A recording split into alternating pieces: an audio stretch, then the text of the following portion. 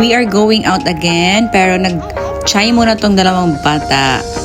Yeah, we're here again. We're going to the fountain though. We're going to the fountain? Going to where, Anna? We're going to Dubai Harbor. I'm not looking at the. Maybe they will make a new station. No, Papa. Yes. New station. While waiting for our boat, naglalaro muna tong dalawa. Si Marcus naglalaro sa bag ko, my favorite bag. And Ate Sodadal pa din. Keep on asking and waiting for the boat. You're here again. We're going to ride the close one. This time it's close one. Yeah, it's funny. We're going.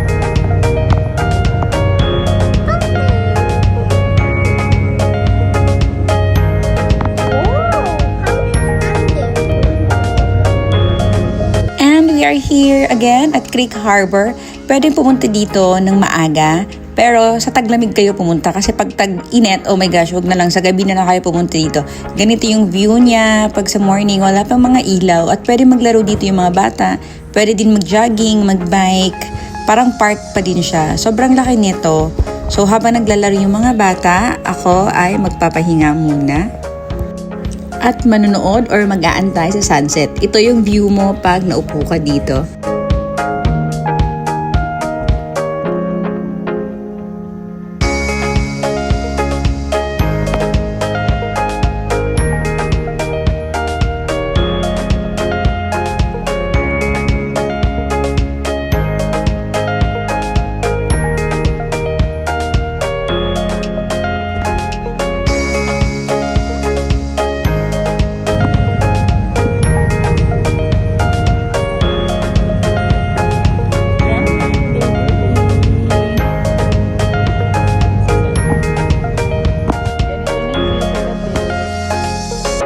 At tapos na nga yung sunset at andito na kami naglalakad. Sobrang ganda ng view mo dito.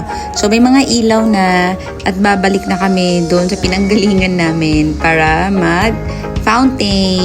At ito nga yung view mo sa gabi. Sobrang ganda niya.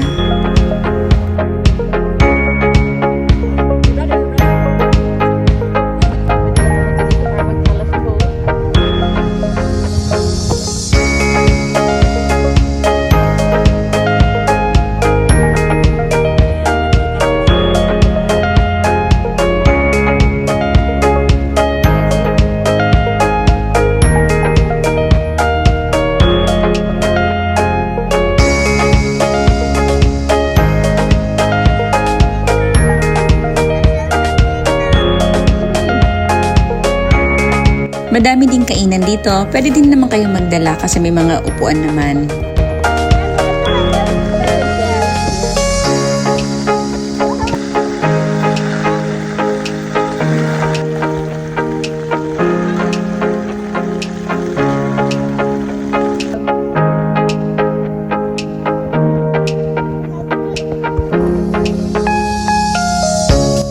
At babalik na kami ng Al Judaf Marine Transportation. Bye! Enjoy!